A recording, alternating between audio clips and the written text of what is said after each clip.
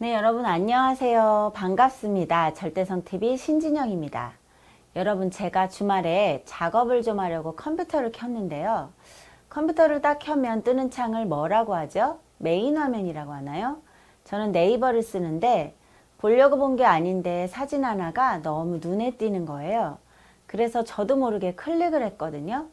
클릭을 해보니 헤드윅이라는 뮤지컬 공연에 대한 거더라고요. 성전환 수술에 실패한 록 가수에 대한 얘기래요.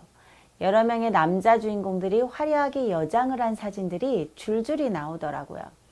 여러분들도 이게 동성애에 관한 것인지 몰랐는데 보니까 동성애에 관한 거네. 이런 일 혹시 없으신가요?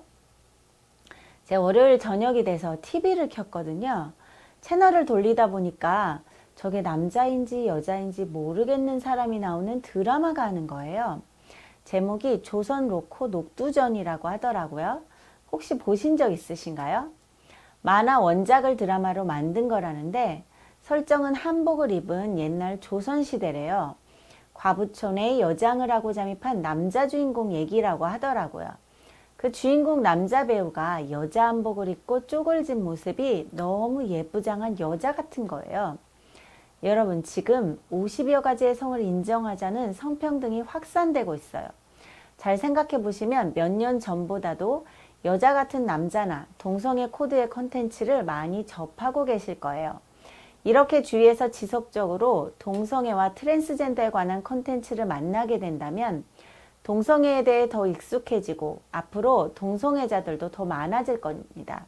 그렇다면 이러한 동성애자들에 대해 겉으로 드러난 외적인 모습 외에 다른 사실에 대해서 우리는 얼마나 알고 있을까요? 이번 시간에는 그런 우리가 잘 알지 못했던 동성애에 대한 얘기를 해볼까 합니다. 요즘 청소년들 중에는 여자끼리 너무 가깝게 지내고 있으면 쟤네 동성애자 아니야? 라는 말을 너무 쉽게 하더라고요. 단지 동성끼리 서로 가깝게 지내고 좋아한다고 해서 동성애자는 아니에요. 동성애자라고 하면 동성에게 성적으로 끌림이 있어야 합니다.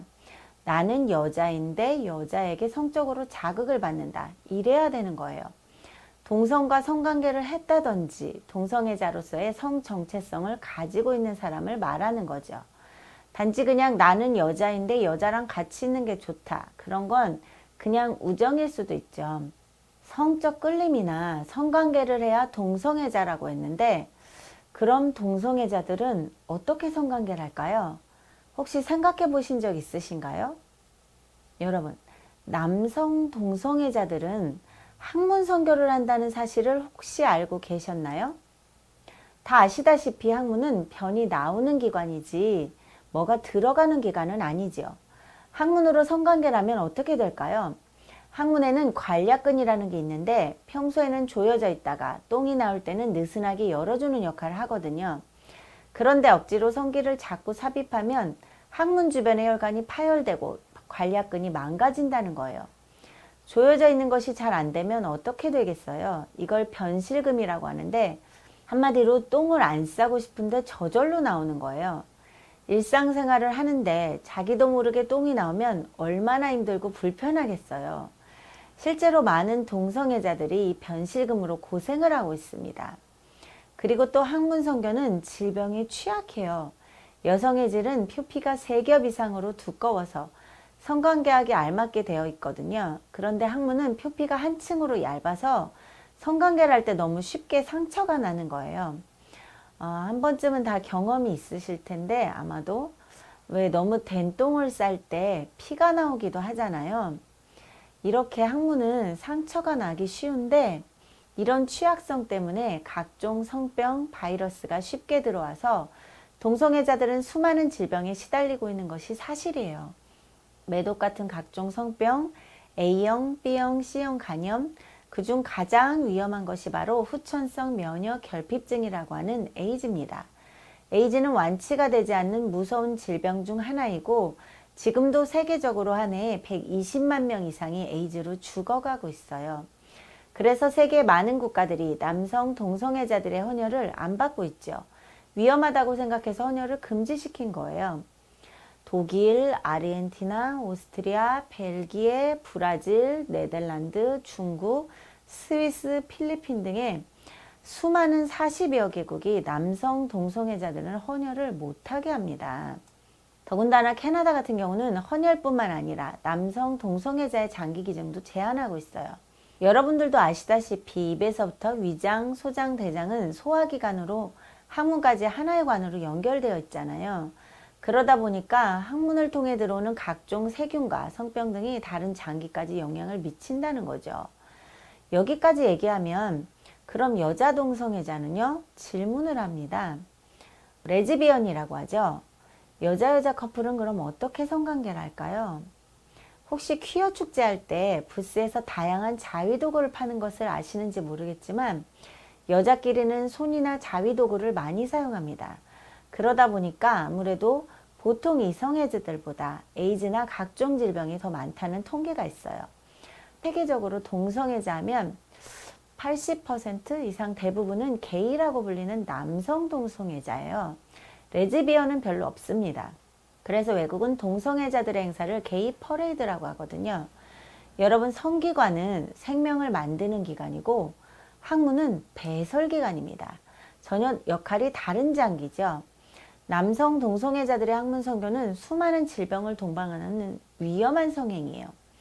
여러분, 제가 지금 여러분에게 이런 유쾌하지 않은 항문 성교 얘기를 왜 하고 있을까요?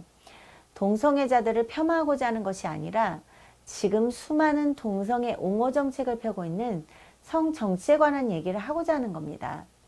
동성애 성행위가 이렇게 위험하고 많은 문제가 있는데 왜 동성애를 옹호하는 수많은 정책을 펼치면서 그 위험성에 대해서는 알리지 않고 있는 걸까요? 초등학생 교과서에까지 동성애가 문제가 없다고 가르쳐서 도대체 어쩌자는 걸까요? 이것이 우리 청소년들을 위하고 건강한 나라를 만드는 일일까요? 동성애자분들의 인권을 얘기하자면 동성애자분들의 인권 존중돼야죠. 존중합니다. 그러나 위험한 동성 성행위에 대해서는 잘못되었으니까 잘못되었다고 얘기할 수 있어야 되지 않을까요? 한 사람 한 사람은 소중하니까 사람에 대해서는 존중하지만 행위에 대해서는 아닌 건 아니라고 하는 겁니다. 여러분, 지금 TV에서 동성애자가 커밍아웃 하는데 주위 사람들이 그것을 지지해줘야만 세련된 사람이고 또 그 동성애자를 인정하는 사람으로 비추고 있진 않나요? 동성 성행위에 대한 사실을 알리는 것은 그럼 나쁜 건가요? 동성애에 대한 실체는 알리지 않고 미화된 동성애 콘텐츠만 많아진다면 외국의 사례처럼 10대, 20대 동성애자들을 확산시키는 결과를 낳을 수 있겠죠. 동성애자 분들도 모든 국민들도 안전하고 건강한 생활을 할 수 있도록 동성애 성행위의 위험성을 알리는 일은 우리 모두의 인권을 존중하는 일입니다. 시청해 주셔서 감사합니다. 여러분의 구독과 좋아요는 큰 힘이 됩니다.